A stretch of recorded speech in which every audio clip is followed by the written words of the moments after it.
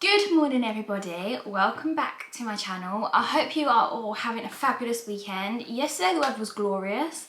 Today I'm just looking outside and it's just grey, like just a great British weather, isn't it, in the autumn? It's great or it's not, and today it's not. So I thought I would come on and do a kind of introduction to me, who I am, a kind of get to know me Q&A. I put out on my Instagram for some questions that you guys had about me and my life and my family, my job, etc. And I have a couple of juicy ones to answer today. So grab a nice cup of tea or coffee. I've got a lemon and ginger tea. I just love it. It's kind of warming for the soul, I guess. But yeah, get a drink and we'll get into the questions. Please excuse this bedroom. This is going to be turning into our guest room come office. Billy used to work from home, but he's just has recently actually started a new job and he works in the office, which is great because now this is my office and the spare bedroom. And we've got a tree here which we have in the flat, which is looking a little bit unloved. So that needs to be saved. So I think it just needs some sunlight because it was in a corner of the house, probably the darkest corner of the house. Really bad idea to put it there. I think it will do much better in here. So we're going to try it in here. And see what happens. We've got a temporary wardrobe still because we still haven't got any storage going on yet. So the idea is for this bedroom is this area here is going to be one of those IKEA day beds. I'm going to have a mirror up there so it reflects the light in, and then probably move all that stuff over to that side of the room where the office desk is. Maybe move the office desk to the wall because it's kind of in the middle. And then I've got room, or either way, I've got room then to put that kind of stuff out that side. So we really will start the questions now. Apologies for that fuffle. So question number one is, how are you? I'm really well, thank you. I am actually doing really well. I feel a lot more settled in our new home. I feel like I'm kind of getting in the rhythm of the routine of going to work and stuff from here. Obviously we moved about an hour away from where we lived previously. Realistically it's an hour of traffic. So, you know, it's getting used to that, isn't it? And I stay at my parents' a couple of nights a week to kind of take the edge off of all the driving and the mileage and the petrol. And Rosie gets to see them as well then. But yeah, I feel really good. I do feel really good in myself. I do feel like I have a lot of mental well-being to kind of achieve. I don't think I'm quite there with that yet. It's Rosie in the background. She's playing with Billy downstairs, by the way. I feel like self-care is something I really lack in. Finding the time to do that self-care, because if I'm not working I'm usually travelling home, or I'm travelling to work, or Rosie's at swimming club, or she's got this or that and we're over at friends' houses. So I think I need to focus more on myself and making myself feel good, which is also hard when financially you don't have the funds to buy new clothes. Like this jumper I've had 3 years, coming up to 3 years. No, coming up to 2 years maybe. Rosie was a newborn when I bought this. I don't have any new clothes. I don't feel good in the clothes I'm wearing. But at the same time, I don't have the funds to go and buy them. My priority for spending my money is on my daughter. She needs nappies. She needs new clothes. She needs this, she needs that. And obviously we did buy a bigger house, but I would just like to stress that our house we've bought now, the reason we moved an hour away was because of the price difference. So what we sold our 2-bedroom flat for, we pretty much did a straight swap to this house, and the rest of it we did on shared ownership. So we actually had a big chunk of equity from the house move left over to do things like the garden and painting and all that kind of stuff. But yeah, I think the thing I need to work on is actually myself, and is actually self-love and self-care. I feel like that's a big part of me that I miss and I've lost along the way. But as any mother, or actually woman, maybe even men would know, is that it's really hard to find it back once you've lost it. And it's actually quite heartbreaking when you realise that you've lost yourself. I just feel yuck. I just feel ich. Do you know what I mean? Like, it's hard to explain. Like, I just feel not very nice. I need a freshen up kind of feeling. But that will be the first thing that I do when I get the funds, and I would want to totally put myself out of my comfort zone and go on a spa day by myself, not with any friends, just by myself, and put myself in that uncomfortable position of doing something by myself, for myself, and selfishly. But when things allow, I will be doing that, and taking time for me. Like, I feel like I need to start going out for walks once a day by myself, not pushing a pushchair, putting on a podcast or listening to some music that I want to listen to, not Justin Fletcher, not Peppa Pig, my music, and spend that time for me. But yeah, if you guys feel the same, that you might have had a kid, you might not have had a kid, and you feel like you've massively lost yourself and you still haven't found it, please put a comment below. Make me feel like I'm not the only one, because sometimes it does feel like I am the only one. The next question is, how is Rosie settling into your new house? She's actually settled in really well, thank you. She probably settled in the best out of all of us, if I'm honest. But I mean, she was like 1.5 when we moved in. So at that age, they're kind of flexible in the sense of they don't really know what's going on. Obviously we had books we read to her about moving house. We moved in with my parents for a while, so it's not as if we moved in from the flat directly. Like, we moved into my parents for a few months while we were waiting for this property to finish being built, and then we moved in January. So we moved out of our flat in November and moved in here end of January. So she kind of had that break in the middle, if you like, of being somewhere else. I think the hardest part for us was getting her to settle in her own room here. She was in her own room at mum and dad's, but she's used to being at mum and dad's. She was in her own room at the flat, because obviously she always didn't know any different. But here she kind of struggled a little bit with being in her own room for a little while, but we got over that pretty quickly, which actually surprised both of us. And obviously not being here all the time, I don't know if that helped or that hindered. Like, obviously we're staying at my parents for work, as I said earlier. I'm not sure if like that was a help or a hindrance in that respect for her. But yeah, she's really good. She is adoring having a garden. I can't tell you how much we feel this move has been worthwhile further out for her to have a garden and for her to have a bigger bedroom, her own bedroom, because she was actually sharing with Billy's office when we lived in the flat. So for her to have that space, oh, it just makes my heart so full. So the next question is, what are your plans for your house? Any DIY? So we have recently had garden done, which I'll come on to in a minute, but that needed to be done. We'd like to put a garage door on the side of the garage, like directly into the garden, because when we bought the house, it was actually too far built to add in a garage door, if that makes sense. Like, the property was already up to ground floor window height, and at that point it was too late to add on the garage door. But to be honest with you, I'm kind of glad we didn't have the option to do that, because I think we would have put it in the wrong place. Now we've had the garden done, we can kind of get a better idea. In my last vlog you would have seen where we would like the garage door to go. But yeah, that's about it work-wise. Obviously we've painted the living room ourselves. We're going to paint the hallway and upstairs, but we are waiting for someone to come back with a quote for that, but I think we're probably just going to do it ourselves. Downstairs anyway. Up the stairs it might take someone else, but I do have my parents' friend who does painting and that, so I could always ask him if needed.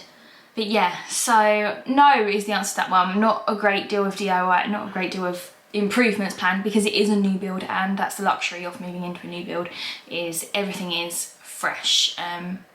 You don't fix something that isn't broken, if that makes sense. The future, yes, we will have so much to do. Oh, we will get wardrobes put in our bedroom, But we don't have enough room in our bedroom. That was the only compromise of this house, was the master bedroom isn't big enough for wardrobes. So we're gonna get one that goes down the side of the bed, over the bed and down again. But we're not sure. We need to get a couple of quotes in for that. Some local carpenters, that kind of stuff. But yeah, apart from that, no, we don't have any big plans or anything, which is actually really nice feeling, because I don't think my brain could capacitate any big projects at the moment. How much did your garden cost? It was expensive because the patio was a heck of a lot of money. But we had that from the equity of moving. So it came to just under £6,000 for everything. The patio, the stones, the split level. It was already split level, but the extra split levels, we've got like 3 levels now. A planter, plants, the patio, yeah, everything. The grass, which we actually had a quote from someone else and they quoted £13,000 to do it. So I think that was actually quite a good deal. I'm not sure, but don't tell me if it's not, because I'll be too sad. Do you want any more kids? Yes, I do. Whether or not now's the right time to do that, I'm not entirely sure. Financially, the world isn't in a good place. We're not in a good place stably well, we are stable financially, but we're just making ends meet. What's coming in is going out, on bills, on food, on, you know, that kind of stuff, what Rosie needs, nappies, etc. There's no wiggle room. There is absolutely no wiggle room. To answer that question, yes, we would like more kids. I would love kids. If it happens, it happens, and I'm gonna be so happy. But we will see. We'll see what happens. I'm not gonna lie and say that I really want one right now, because I do really want one right now. But I don't know sensibly. But the thing is, people say if you wait till you can afford to have kids, you will never have them. And I think that is very much the case. So we will see. We'll see what happens. Does Rosie still nap? Yes, she does. She has one nap, and it's usually about 11:30, about an hour actually. It's usually about 11:30, and then she'll have a couple of hours, and she'll usually wake up about 1:30. But that will be her only nap for the day, and we are trying to shorten it now because she's just not going down to bed in the evenings. I was wondering whether she wasn't going down because she was overtired perhaps, but no, she's just not going down in the evenings. So we're trying to shorten down that nap by a couple of minutes every day. But I hate waking her up, guys. I hate it. I feel so bad when I wake her up. Like, I would hate to be woken up from a nap, and I feel so guilty waking her up from her nap. Oh, it's a horrible situation, isn't it? Is Rosie potty trained? No, she's not.